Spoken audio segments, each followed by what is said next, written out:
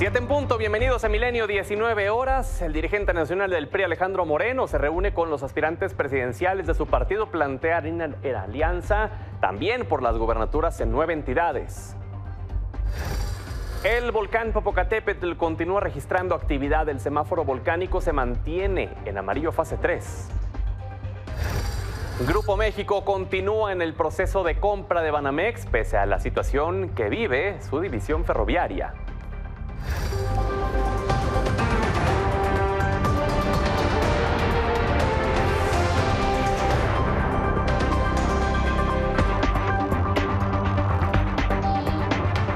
Hola, ¿qué tal? Gracias por brindarnos el honor de su sintonía. Comenzamos con la información de este lunes 22 de mayo. Y es que en la Ciudad de México esta tarde, el presidente nacional del PRI, Alejandro Moreno Cárdenas, se reunió con los aspirantes presidenciales y otros líderes de su partido en la sede del Tricolor. Esto para definir el método de selección y ruta para las elecciones de 2024. Ahí plantearon su intención de ir en alianza con el PAN y PRD para competir por las gubernaturas en 9 entidades y evaluaron los procesos internos del partido previo a las elecciones de Coahuila y el Estado de México. Entre los asistentes destacan Beatriz Paredes, Claudia Ruiz Massieu, Enrique de la Madrid, Ildefonso Guajardo, José Ángel Gurría y Alejandro Murat, quienes han manifestado su intención de competir por la candidatura presidencial. Tengo el gusto de saludar precisamente a Alejandro Moreno Cárdenas, presidente nacional del PRI. Gracias por su valioso tiempo, presidente. ¿Cómo estás, Pedro? Buenas tardes, gusto saludarte.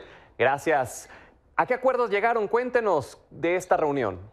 Mira, una reunión muy importante, Pedro. Estuvieron quienes han manifestado de manera firme, de manera contundente, profesional, con propuesta y con proyecto, manifestaron su aspiración de contender por la candidatura primero de nuestro instituto político y posteriormente también participar en el proceso de selección candidato de la coalición Va por México. Tenemos militantes, simpatizantes comprometidos con nuestro instituto político y bueno, abordamos las propuestas y la visión de cómo construir un método que tenga varias características, que sea democrático, que sea equitativo, que sea muy participativo, donde vayan las visiones del Partido de Acción Nacional, del Partido Revolucionario Institucional y del Partido de la Revolución Democrática, de la mano también de las propuestas de la sociedad civil que se está organizando, que está participando, y estamos listos para impulsar este mecanismo, respetando la propuesta de todos, para tener una candidatura competitiva y ganar la presidencia de la República en el 2024. Me llama la atención, presidente, que mencione que será una elección primero del partido tricolor.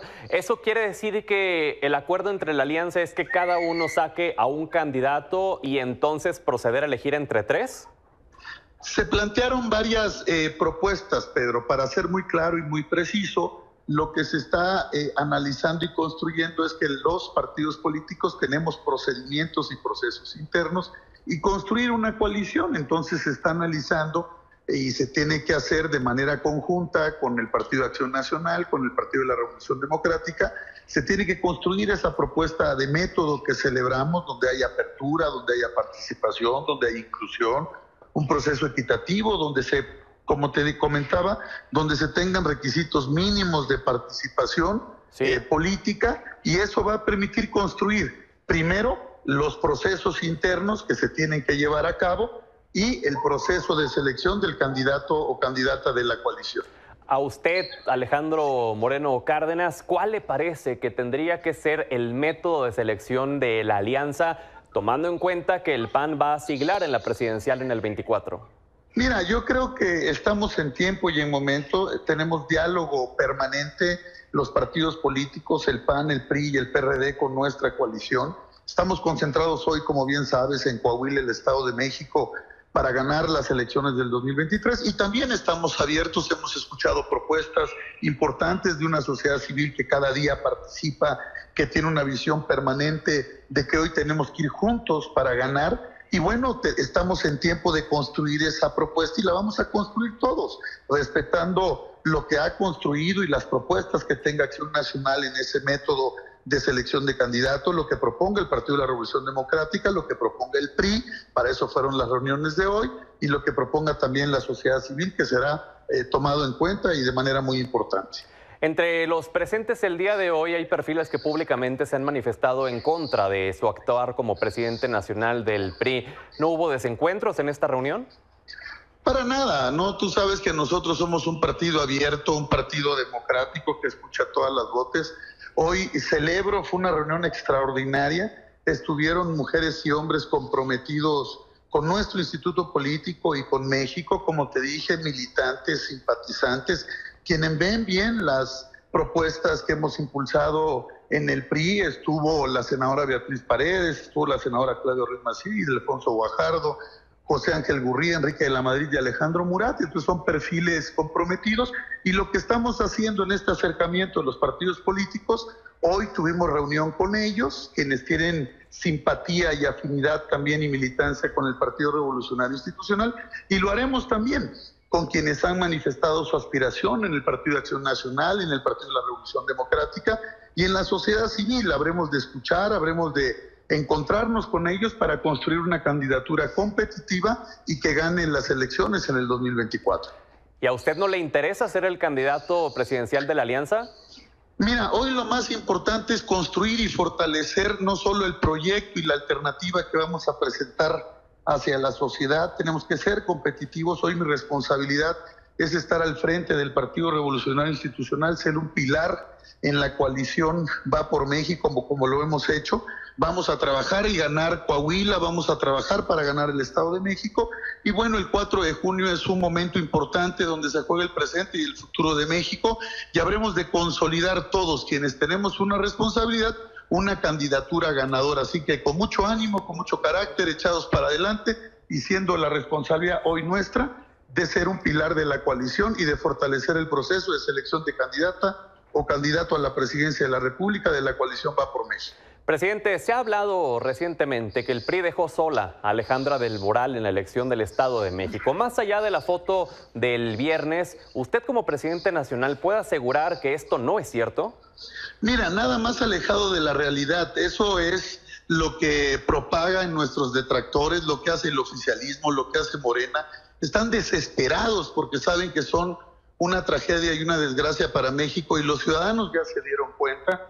Hoy estuvimos apoyando a Alejandra del Moral, hemos estado en el Estado de México permanentemente, Jesús Zambrano, Marco Cortés, los dirigentes locales, gobernadores, senadores, todas las militancias, y bueno, hemos sumado a muchísimos liderazgos que se decepcionaron y están hartos de Morena, que se decepcionaron de esos partidos políticos que no les cumplieron en la coalición del oficialismo. Así que estamos muy echados para adelante. Alejandra del Moral está sólida, ganó contundentemente los dos debates, demostró que es la que tiene capacidad para gobernar, y vamos a ganar el Estado de México. Por eso están enloquecidos hoy tratando de dividir el voto. Y qué actitud tan lamentable de Movimiento Ciudadano, Pedro, verdaderamente de esquiroles, de esbirros, de lacayos de Morena, cuando pretenden dividir el voto opositor. Es increíble que a 2 semanas de la elección salgan a declarar ese tipo de cosas en contra de un partido político integrante de la coalición.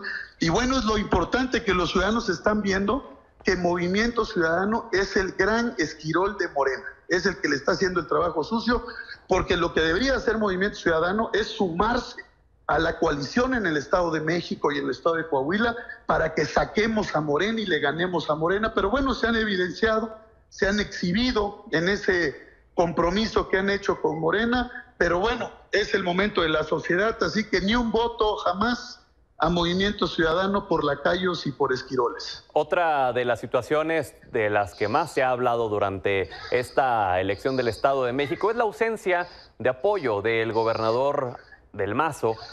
¿Qué opinión le merece a usted esto? Mira, yo la opinión que tengo es que quienes tienen una responsabilidad en la administración pública tienen que ser respetuosos y apegados a la ley. Y yo bastaría con decir que a mí me tocó estar en la elección del 2017, cuando Alfredo del Mazo era candidato de nuestro partido a la gubernatura del Estado de México, y él de manera clara y contundente en ese debate que tuvo con la hoy candidata de Morena en el Estado de México, dejó claro que no tenía capacidad para gobernar.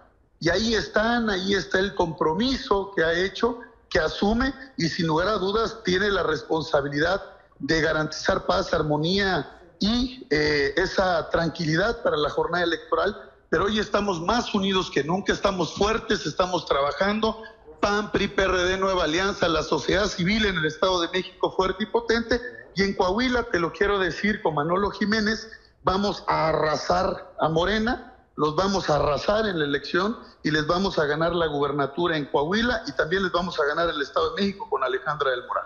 Por eso el 4 de junio hay que votar por la democracia y por los derechos, votar por Alejandra del Moral en el Estado de México y por Manolo Jiménez en el Estado de Coahuila. ¿Podría asegurarnos ya por último, presidente, que la diferencia entre Alejandra del Moral y Delfina Gómez para este 4 de junio, gane quien gane, será de menos de 4 puntos? Mira, yo te diría, estamos en una elección cerrada, pero nosotros consolidándonos, Alejandra del Moral ha venido creciendo de manera sostenida, es una mujer de carácter, con capacidad, con empaque, con ese trabajo comprometido que necesita el Estado de México y vamos a ganar. En la democracia se gana por un voto y nosotros vamos a ganar. La sociedad mexiquense tiene confianza en Alejandra del Moral, vamos a cerrar fuerte y el 4 de junio vamos a iniciar esa fortaleza ganando el 23 para ganar la presidencia de la República en el 2024, Pedro. Alejandro Moreno, gracias por estos minutos. Gracias, Pedro, un abrazo, muy buenas noches. Gracias, igualmente.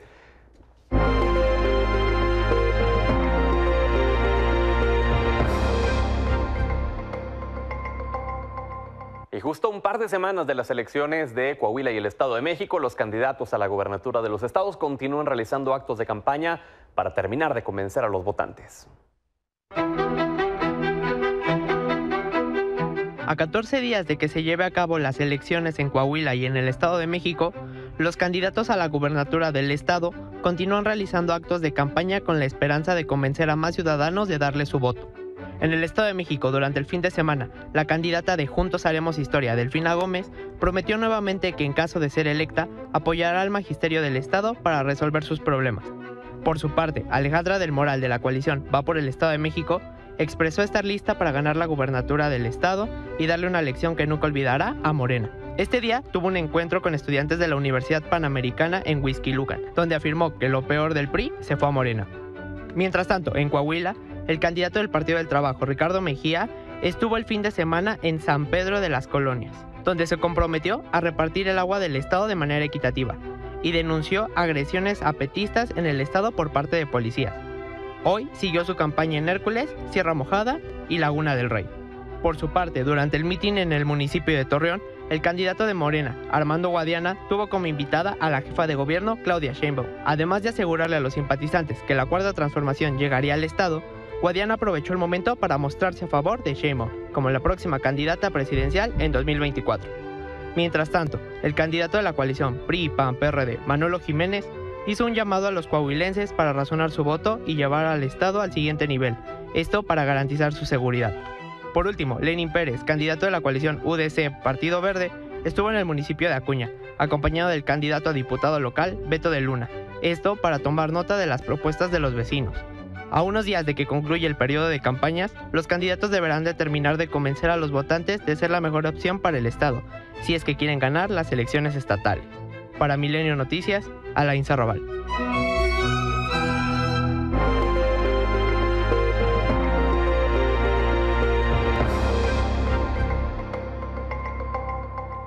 Hablemos de los aspirantes presidenciales de Morena. Hoy el secretario de Gobernación, Adán Augusto López, afirmó que el proceso de transformación del país tendrá una larga vida porque la mayoría de los mexicanos no se volverá a equivocar. Durante su participación en la Convención Nacional Ganadera en Chihuahua, el secretario señaló que no se trata de un asunto de siglas, sino de una política enfocada en fortalecer la actividad del país. Dijo estar orgulloso de pertenecer al gobierno de López Obrador, por lo que llamó a la unidad y velar por los intereses conectivos. Mientras que la jefa de gobierno, Claudia Sheinbaum, dijo el día de hoy que de continuar al frente de las encuestas de Morena para 2024, habrá continuidad de la transformación con una mujer presidenta, rechazó que no exista piso parejo e insistió que una vez pasen las elecciones del Estado de México y Coahuila, el partido podrá concentrarse para definir su proceso interno. Además, dijo que no necesita sentarse en una mesa para dialogar el tema porque mantiene contacto con los otros presidenciales. Por su parte, el canciller Marcelo Ebrard tuvo gira este fin de semana por Estados Unidos. Lo hizo en Florida, Estados Unidos, donde lanzó la primera bola del partido de béisbol entre las Rayas de Tampa Bay y los Cerveceros de Milwaukee. A través de Twitter, el canciller publicó un video donde aparece con el pelotero Randy Arozarena, a quien agradeció por invitarlo a dicho evento. Cabe señalar que la participación de Ebrard tuvo como objetivo resaltar la contribución de la afición mexicana al béisbol de las Grandes Ligas. También inauguró una oficina en Oklahoma y habló sobre la política migratoria de Estados Unidos. En tanto, el coordinador de Morena en el Senado, Ricardo Monreal, aseguró que con el diálogo se puede solucionar el desencuentro institucional entre poderes de la Unión y alertó que la confrontación puede provocar resoluciones en perjuicio del Estado. Esto a raíz del intercambio de mensajes entre la ministra presidenta de la Suprema Corte, Norma Piña, y el presidente del Senado, Alejandro Armenta, a raíz de la entrevista que tuvo el presidente del Senado en este espacio el día martes, así como la invalidación del decreto presidencial sobre las obras declaradas como seguridad nacional. Sobre esto, afirmó Monreal que los actos de servidores públicos e instituciones son resultado de distintos puntos de vista, que son distintos respecto a lo que cada poder considera como prioritario. Y esta tarde Movimiento Ciudadano realizó una conferencia de prensa titulada Ni un voto al PRI, la cual se llevó a cabo en la colonia Condesa de la Ciudad de México. Sin embargo, hubo un intercambio de acusaciones con un grupo de priistas encabezados por su vocera nacional, Paloma Sánchez, quienes acusaron a Movimiento Ciudadano de ser el partido chiquito que hace favores a Morena y de mover la información a su conveniencia. Por su parte, el líder de Movimiento Ciudadano en el Congreso capitalino, Roy Torres, denunció que el PRI envió golpeadores para boicotear su conferencia, algo que, por supuesto, el partido tricolor ha negado. Detectamos que había golpeadores, operadores del PRI, como es su costumbre, para boicotear la conferencia. Vamos a seguir evidenciando cuál es su verdadera estrategia, que es apoyar a Morena. Fuera máscara, son unos hipócritas. Si en lugar de estar hablando del PRI, estuvieran hablando para que Estado de México y Manolo Jiménez en Coahuila se ganaran. Pero es lo único que hace MC, es tratar de mover la información a su conveniencia. Cambiando de información, la consejera presidenta del INE, Guadalupe Tadei, pidió a la titular de la Unidad Técnica de Fiscalización, Jacqueline Vargas, que presentara su renuncia inmediata y de forma express para nombrar como encargado de despacho a David Ramírez, actual asesor del consejero Oquip Espadas, quien no tiene experiencia en el área. La información fue confirmada por Milenio, ya que la decisión fue tomada por Tadei el viernes sin consultar al Consejo General, pese a que Vargas había desistido retirarse en medio del proceso electoral, así como el nuevo nombramiento realizado este lunes.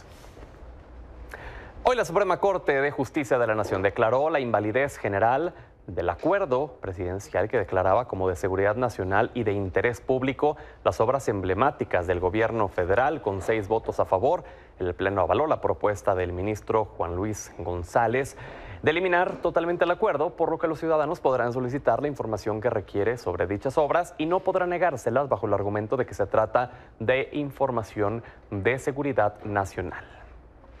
Y hablando de la Corte, el presidente López Obrador avaló la manifestación que realizó el gobernador de Veracruz, Cuitlagua García, y simpatizantes de la 4T contra la Suprema Corte, en las que hubo féretros y personas disfrazadas de ministros. Dijo que lo hizo bien, a pesar de los señalamientos en su contra. Le dio un espaldarazo al gobernador al decir que desde que él está ahí, hay un cambio en la entidad porque ya no representa a los políticos que tenían grandes residencias, yates y aviones.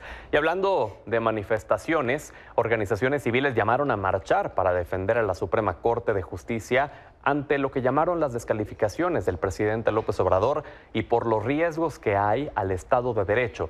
La movilización fue convocada para el 28 de mayo a las 10:30 de la mañana a nivel nacional y se espera la participación de 53 ciudades del país. En la Ciudad de México partirá del Monumento a la Revolución con rumbo al Zócalo.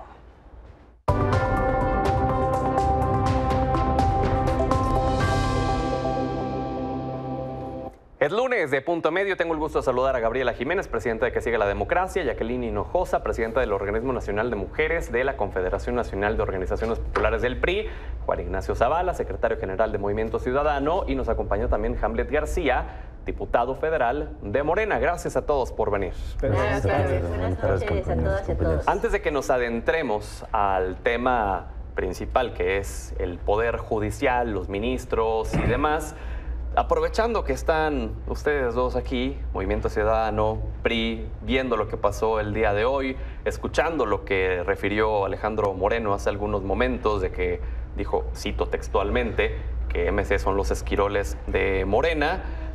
¿Qué opinión tienen al respecto de todo esto, Jackie?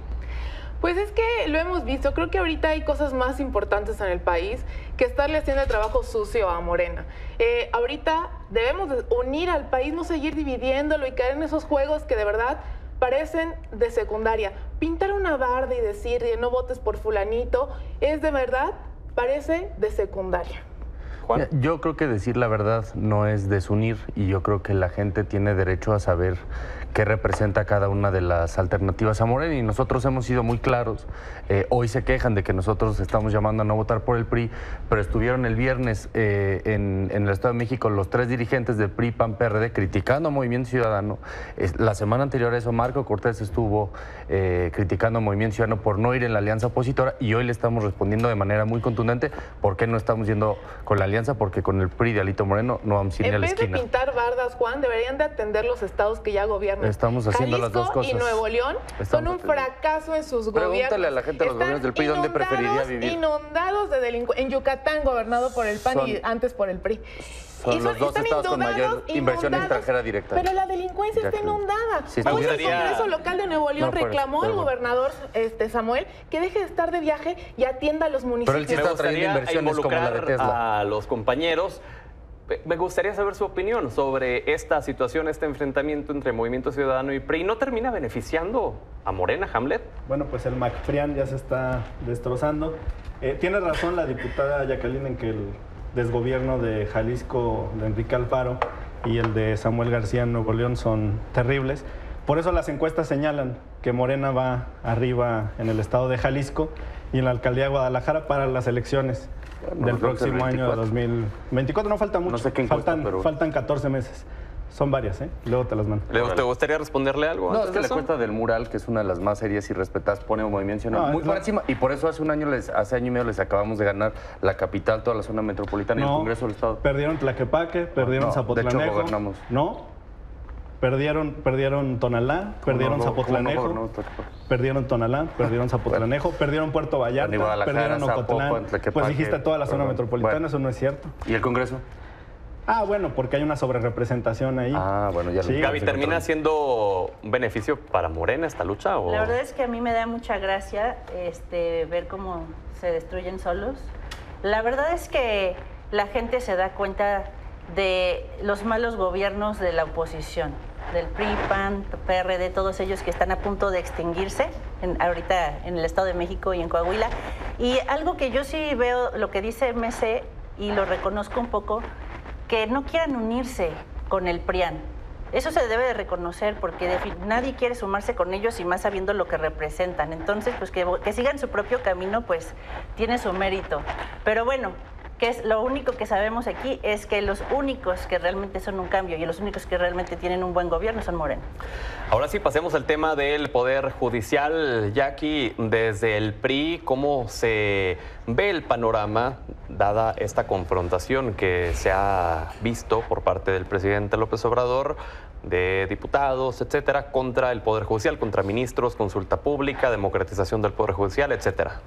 Una vez más, y es de verdad lastimoso en un país donde 11 mujeres, casi 12, mueren por víctimas de feminicidio. Una vez más, un gobernador de Morena, se une para atacar a las mujeres, en este caso a las ministras.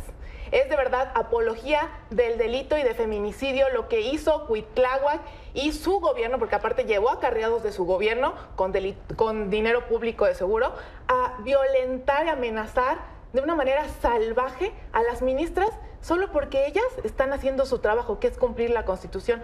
En el PRI condenamos estos hechos y hacemos responsables a todos los de Morena, porque silencio es complicidad en cualquier acto de violencia política de género, que si le pasa algo a las ministras o ministros derivado de estos hechos, va a ser culpa del gobierno. Hamlet, tú eres uno de los impulsores de la consulta pública para elegir a los ministros. Cuéntanos la motivación que hay desde la Cuarta Transformación para esto. Morena siempre va a defender los cauces institucionales para poder transformar el país. La revolución fue pacífica en el año 2018 con el voto masivo de la ciudadanía. Entonces no estamos llamando a la violencia ni mucho menos. Estamos trabajando en una vía que autoriza el artículo 35, fracción octava de la Constitución, que consiste en la consulta, que puede ser determinada por tres plataformas. La primera es a propuesta del 2% de los ciudadanos, como la consulta que organizó Que Siga la Democracia. La segunda, con Gaby, la segunda es a petición del presidente de la República y la tercera es con la petición del 33% de los diputados. Para que sea procedente se requiere demostrar que la consulta es de trascendencia nacional y lo cumple porque el método de elección y el alcance de las resoluciones de los ministros de la Corte, lo acabas de señalar, rige para toda la República. Entonces hay trascendencia nacional. Se requiere que formulemos una propuesta de pregunta que curiosamente pues será la propia Corte que calificará sobre su futuro. Pero ¿qué no el mismo 35 de la Constitución dice, leo textual, que los temas que pueden resultar restrictivos de derechos humanos no son susceptibles de llevarse a consulta pública y en este caso el Poder Judicial es un órgano de garantía de los derechos humanos? No, no hay ninguna restricción. En la Constitución de 1857, las y los ministros de la Corte eran electos por el voto popular, con una elección indirecta en primer grado. En un México rural, como el de hace 2 siglos, en cada colonia, en cada barrio, en cada pueblo, se elegía por sección integrada por 500 ciudadanos a un representante. Y esa persona viajaba a la cabecera para representar a todos sus electores y depositar finalmente el voto por ministros de la Corte. Entonces eso ya ha ocurrido en nuestra historia. Entonces sí hay viabilidad legal, claro, constitucional para poder hacerlo. Te lo pregunto porque pues hemos escuchado a muchos constitucionalistas decir que esto no es procedente, que no se puede hacer por consulta, que sí se podría hacer con una reforma constitucional, pero requeriría 2/3 partes del Congreso y pues ahí tendrían ustedes que ganar esta representación en ambas cámaras en el 24 para poder hacerlo posible. Perdón, es que no estamos diciendo que basta la consulta. La consulta es precisamente para la iniciativa de reforma constitucional. O sea, dinero, otra vez dinero perdido. Si el pueblo de México está de acuerdo en que se debe discutir la modificación del sistema por el que elegimos a los ministros de la Corte, por el que son designados. Y si dicen que sí, con el porcentaje que establece la Constitución, entonces vamos a esa iniciativa de reforma y sí se requieren las 2/3 partes. Juan.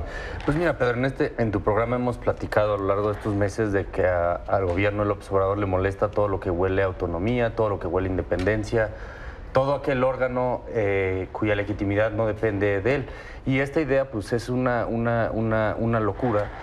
¿Por qué no ponemos también a ver si sometemos a consideración del pueblo quien elija al secretario de Gobernación, al secretario de Gobierno de la Ciudad de México, a los secretarios de despacho, a los subsecretarios, a los coordinadores de asesores? O sea, ¿por qué si le entramos, no le entramos a que todos los cargos sean de elección? Porque a mí me parece que sí hay una diferencia en las funciones del legislativo y del judicial. El judicial no es un poder representativo, es un poder que su trabajo es revisar pues las demandas, los amparos y resolver conforme a derecho. Es una función Los jueces técnica, en Estados Unidos son elegidos por votación. Los jueces, los ministros. Lo de la Suprema Por eso Corte, ¿no? es el Poder Judicial, es el Poder Judicial. Perdón que pero ustedes tampoco ven los ministros. No. Y eso nunca estuvo en la plataforma del López Obrador. En ninguno de sus libros no está en su plataforma de gobierno. Y mientras estuvo el presidente Saldívar, eso sí, ahí estaba muy contento el presidente López Obrador. Pero ahora que la Corte comienza a tener ciertos votos en contra del gobierno, ahora sí quieren cambiar la forma en la que se eligen a los ministros. Gaby, ¿cuál es la importancia de esta consulta? Bueno, algo muy importante para nosotros es que el pueblo decida. Simplemente en el artículo 39 constitucional dice que el poder y la soberanía reside en el pueblo. Y por eso nosotros queremos que la gente cada vez participe más, esté más enterada de lo que está pasando. ¿Por qué queremos reformar el Poder Judicial? Porque todo el mundo sabemos que está lleno de corrupción. Todo el mundo sabemos que desde lo más abajo hasta lo más arriba, que son los ministros, está lleno de corrupción. Sobre todo los privilegios que hay hoy en la Suprema Corte, que es algo que también tenemos que terminar con ellos. Y también, por ejemplo, les voy a poner Norma Piña, la presidenta de la Corte, contrató en enero a Sonia Vargas, que es la exdirectora de Recursos Materiales de Genaro García Luna, que firmó contratos millonarios que están bajo investigación y hoy es su coordinadora de administración del Consejo de la Judicatura. Es un ejemplo. Así como eso podemos ver por qué le descongelaron las cuentas a García Luna o por qué han soltado a tantos narcotraficantes desde que ella está en la presidencia de la Suprema Corte. Hay que aclararle a la gente que eso no depende de la Suprema Corte, que es de diferentes circuitos. Por favor, explícale. Es que pero la Suprema Corte no hace esas cosas, son circuitos judiciales. Y entonces, ¿por qué la Norma Piña la contrató? Tú dime. Estás hablando de que soltaron delincuentes ni al caso con eso. Pero ella no tiene una sentencia en contra. ¿Dónde está la presunción está bajo investigación de un delincuente. Trabajaba para un delincuente que hoy está en la cárcel. Bueno, ya hay mucha gente. Y hoy casualmente le descongelan las cuentas a García Luna. A ver, aquí está el Código de Ética del Poder Judicial de la Federación y claramente las y los ministros están faltando al documento que ellos mismos emitieron.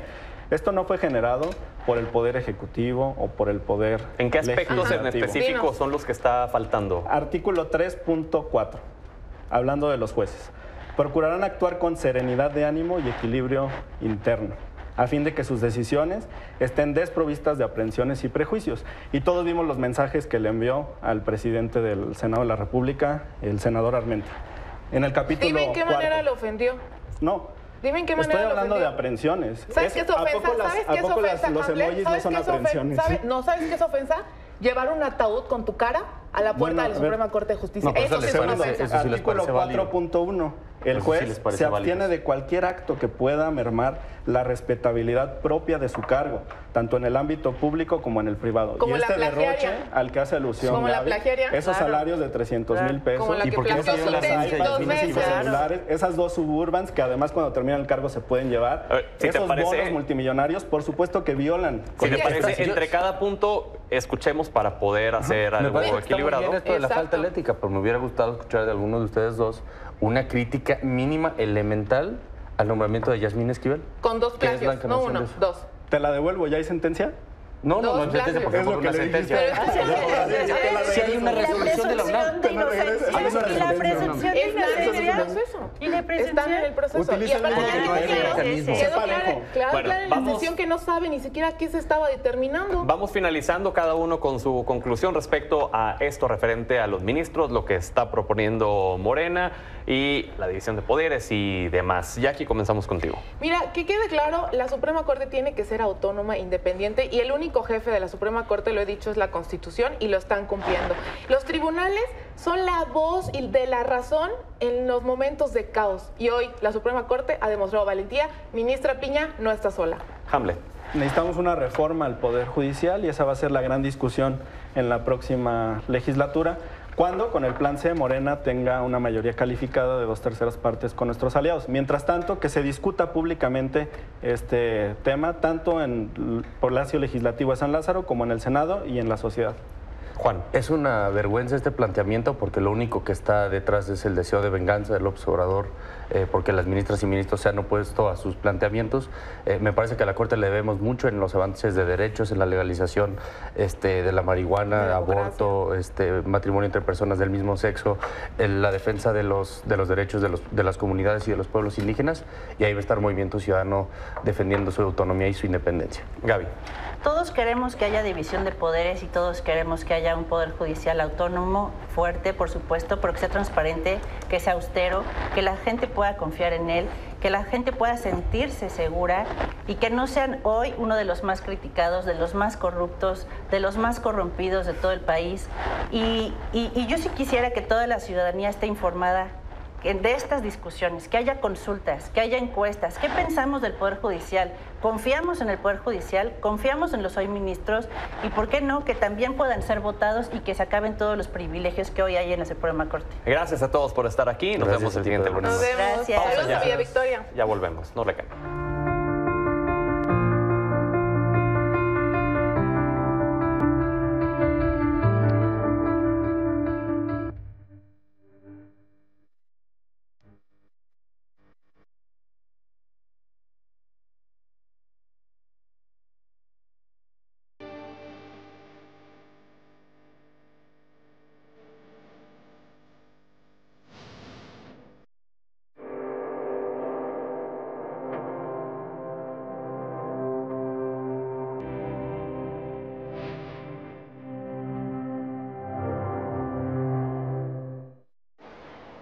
De esta forma amanecía esta mañana el volcán Popocatépetl, que lleva varios días con un aumento en su actividad. Esta vez registró constantes exhalaciones y explosiones acompañadas de material incandescente. De acuerdo con el Centro Nacional de Prevención de Desastres, se mantiene el semáforo de alerta volcánica en amarillo fase 3, mientras que Protección Civil pidió a los habitantes conservar el perímetro de exclusión, además de no realizar actividades al aire libre y no salir de casa.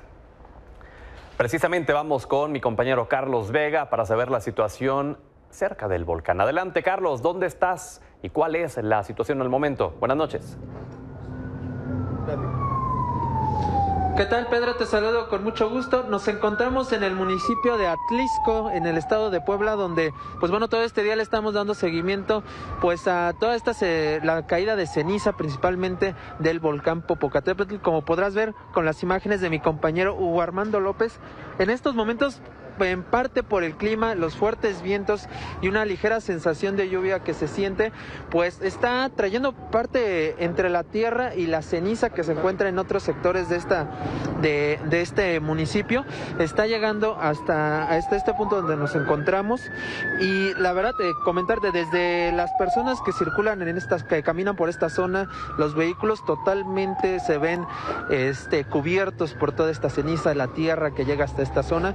Ya lo podrás ver ahorita, la mayoría de la gente, a diferencia de en la comunidad de San Pedro Benito Juárez, donde estuvimos la mayor parte del día, aquí en esta zona sí están usando prácticamente toda la gente cubrebocas, lentes para protegerse, y más en estos momentos de aproximadamente una hora que llevamos aquí, en el que no deja de llegar toda esta ceniza que viene del volcán, toda esta tierra también, porque hay que comentarlo, hay muchos territorios de campo en zonas aledañas de donde nos encontramos, y pues está llegando hasta esta zona por el clima.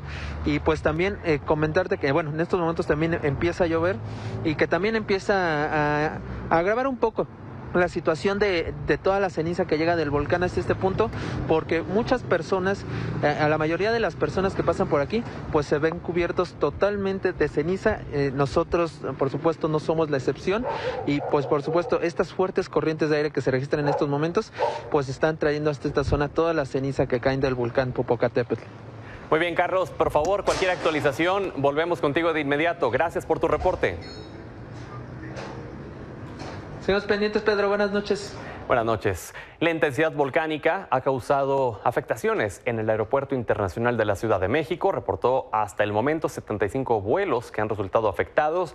32 de ellos son de salidas, 43 de llegadas. Las aerolíneas que más vuelos cancelados tienen son Aeroméxico y Viva Aerobús. Sobre este tema, el presidente López Obrador informó del despliegue de elementos de la Secretaría de la Defensa Nacional en las comunidades cercanas al volcán. Detalló que se desplegaron 7,000 efectivos para supervisar la estrategia de seguridad y las rutas de desalojo, además de que se mantendrá un monitoreo de 24 horas. Lo cierto es que otros estados cercanos han resultado afectados. Tlaxcala es uno de ellos. Debido a la ceniza que ha caído, el gobierno del estado suspendió las actividades escolares en 7 municipios. Al respecto, la Secretaría de Educación Pública del estado consideró que se tomarán las medidas necesarias para evitar otros riesgos y se prevé que las clases sean tomadas en línea.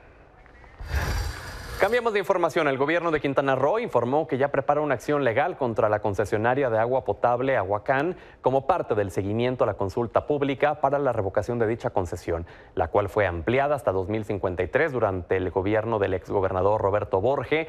La secretaria de Gobierno, Cristina Torres, dijo que aún se encuentran realizando una revisión responsable a la ruta jurídica para no afectar el servicio de agua potable que Aguacán presta a la ciudadanía.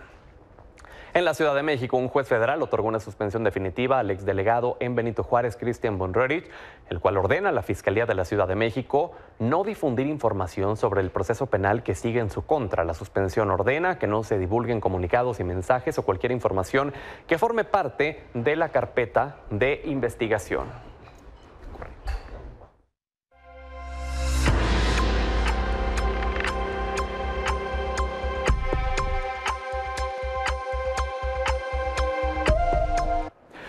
Ángel Hernández, como cada lunes, bienvenido. ¿Qué tal, Pedro? Muchas gracias. Pues hoy tenemos la historia de Óscar Nava Valencia. Lo conocimos muy a fondo a inicios de este año cuando se sentó en el banquillo para declarar en contra de Genaro García Luna, el exsecretario de Seguridad Pública ahí en Brooklyn, cuando lo juzgaron por tráfico de cocaína. Bueno, ahora regresará muy probablemente a una corte en el Distrito de Columbia, pero para declarar en contra de unos miembros del cártel Jalisco Nueva Generación y de su brazo financiero, conocidos como los Queenies. Esta es la historia de cómo regresará a los juzgados Óscar Nava Valencia, el Lobo.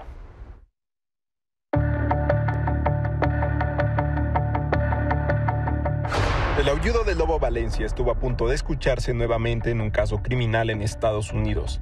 Óscar Nava Valencia, ex líder del Cártel del Milenio y quien también trabajó para los cárteles de Sinaloa y los hermanos Beltrán Leiva, regresó a las portadas de los diarios cuando formó parte del grupo de colaboradores de la Fiscalía estadounidense que permitieron que el exsecretario de Seguridad Pública, Genaro García Luna, fuera declarado culpable de narcotráfico este año. Documentos en poder de Milenio demuestran que el narcotraficante, quien podría salir libre en abril de 2025, también declararía en un caso contra los hermanos Gerardo y José González Valencia, operadores de los Queenies. Conocidos como Lalo y Chepa, son acusados de operar junto a Abigail González Valencia, la célula encargada de las finanzas del cártel Jalisco, liderado por el cuñado de los tres, Nemesio Ceguera Cervantes, el Mencho. La traición del Lobo Valencia no es menor. Querían que identificara a Abigail, el principal operador de los Queenies, y que narrara las reuniones que tuvo con autoridades y cómo se enteró de las operaciones criminales de los González Valencia. Los Queenies surgieron del Cártel del Milenio, la organización que el Lobo lideró de 1999 hasta octubre de 2009, cuando cayó durante un operativo del ejército en Guadalajara, Jalisco. Un año después, los González Valencia y el Mencho fundaron el Cártel Jalisco con los Queenies como su mano derecha. El paso del Lobo Nava por diversas organizaciones criminales le abrió una ventana de oportunidad para convertirse en testigo colaborador. Contra el exsecretario de Seguridad Pública, Genaro García Luna, tenía varias cartas bajo la manga. Por ejemplo, 3 pagos que sumaron al menos $15.5 millones que presuntamente recibió por permitirle el paso libre de cocaína a diversas organizaciones criminales. Al final es probable que el Lobo no huye, al menos no durante un juicio criminal, porque Lalo y Chepa llegaron a un acuerdo de culpabilidad con las autoridades estadounidenses. Sin embargo, el Lobo podría participar en la audiencia donde les dictarán sentencia. Para Milenio Noticias, Ángel Hernández.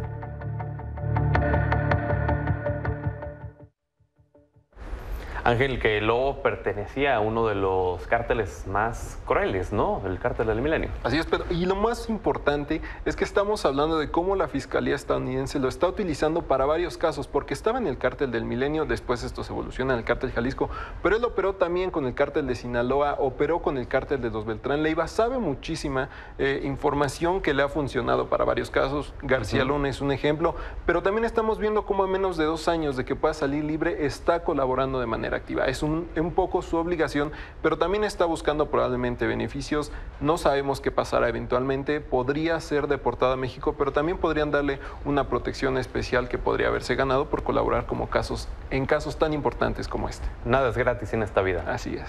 Ángel, te vemos el lunes. Claro que sí, que estaremos. Pausa, ya volvemos. Hablemos de negocios. Luego de darse a conocer el decreto de ocupación temporal de un tramo del ferrocarril de Ferrosur, ¿qué ha pasado con todo este tema? Ana Karina Martínez, cuéntanos. ¿Qué tal, Pedro? Muy buenas noches. Pues ya lo mencionabas, el viernes pasado se dio a conocer la ocupación temporal de algunos tramos de Ferrosur en Coatzacoalcos, Veracruz. Después de esto, ¿qué ha pasado? Que Grupo México reportó el día de hoy pérdidas en la Bolsa Mexicana de Valores por 25.200 millones de pesos. Esto es tanto para Grupo México como para su subsidiaria Grupo México Transporte. Sin embargo, en lo que va de esta noticia, es decir, del viernes para acá, las pérdidas son por 58.900 millones de pesos. De acuerdo con datos al cierre de la Bolsa Mexicana de Valores, los títulos de Grupo México abrieron la jornada bursátil con un precio de 80.18 pesos por acción.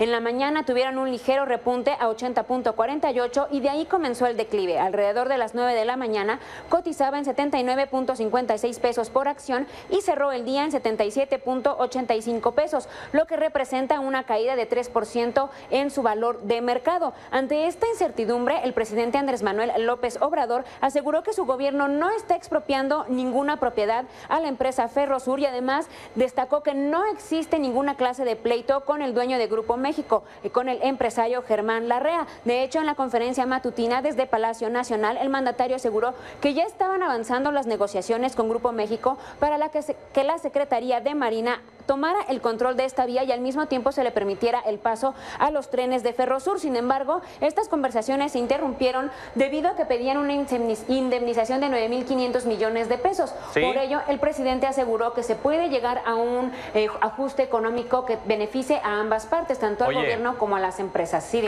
Ana Karina, y se dio a conocer que Grupo México, a pesar de esta situación, se mantiene en la lucha por tratar de adquirir Banamex. Así es, de hecho, muchos especulaban acerca de que Germán Larrea con su empresa Grupo México se bajara de la puja por los activos de Banamex. Sin embargo, ya fuentes cercanas confirmaron que no es así, que Germán Larrea sigue en la transacción, que se prevé que sea hasta por 7.500 millones de dólares. Esta transacción, si bien no es todavía oficial, se prevé que pueda darse el anuncio en esta semana. Todavía debemos estar al pendiente, pero todavía sigue Germán Larrea en la puja por estos activos. Muy bien, Ana Karina, gracias y hasta mañana. Muchísimas gracias, hasta mañana. Hablemos de información internacional, en específico de la relación entre Perú y México, porque la Comisión de Relaciones Exteriores del Congreso de Perú aprobó declarar al presidente López Obrador como persona non grata ante las críticas al gobierno de Dina Boluarte y a los legisladores del país. Durante la sesión de la comisión, los legisladores argumentaron que el mandatario mexicano ha realizado comentarios injerencistas y rechazaron las acciones por no entregar la presidencia de la Alianza del Pacífico. De hecho, en las redes sociales del Congreso peruano se puede ver la foto del presidente y la resolución de declararlo persona non grata. Ante este anuncio, el presidente habló hoy en la mañanera sobre lo que significaría para él esta declaratoria. Pues ¿cómo van a estar así? No es de declarar non grato al presidente de México. O sea, para mí es un timbre de orgullo que quienes actúan de esa manera me declaren no grato. Pero no es correcto.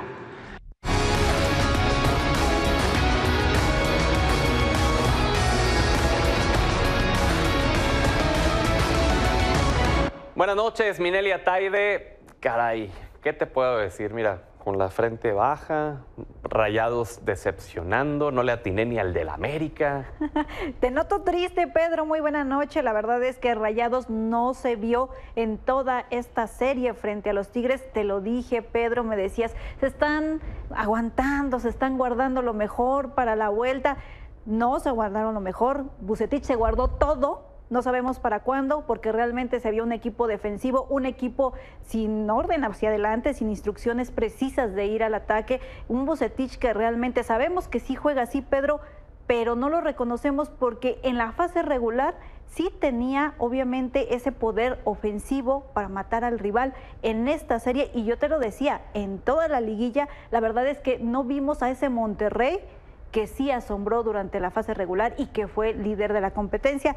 Tigres a los Tigres. Me decepcionó con un gol. Vucetich. Sí, totalmente. Porque, a ver, te sabes con ventaja por la posición en la que quedaste y echas el equipo para atrás.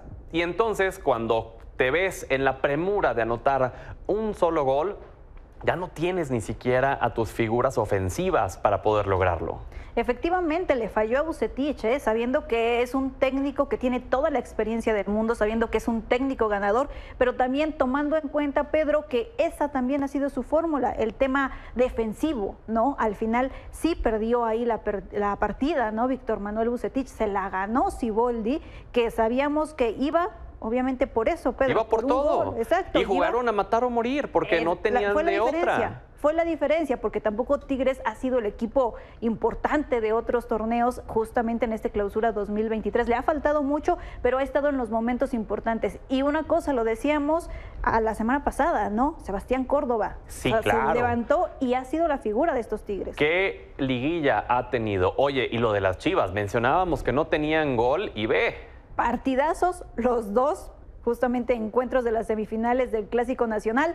Chivas efectivamente sí, lo decíamos, para la vuelta difícil porque necesitaba 2 goles, no tenía goleadores. Vinieron justamente 2 elementos, ¿no?, de la defensa a anotar en este partido de vuelta y al final, bueno, vemos ese 3-1 que le meten al América, increíble. Todavía le anulan un gol justamente a las Chivas.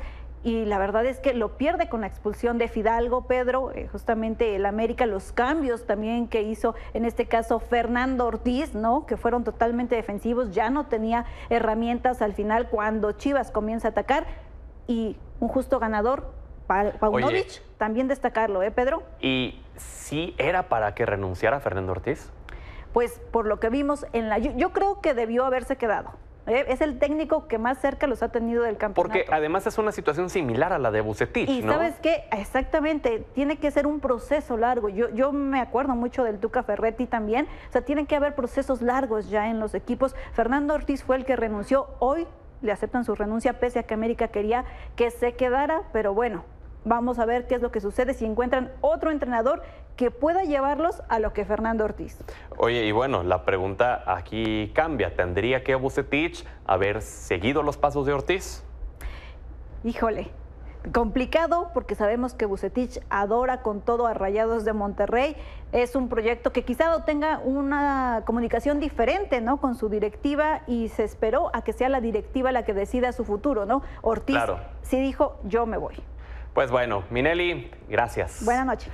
Y gracias principalmente a usted por habernos brindado el honor de su sintonía. Hasta mañana.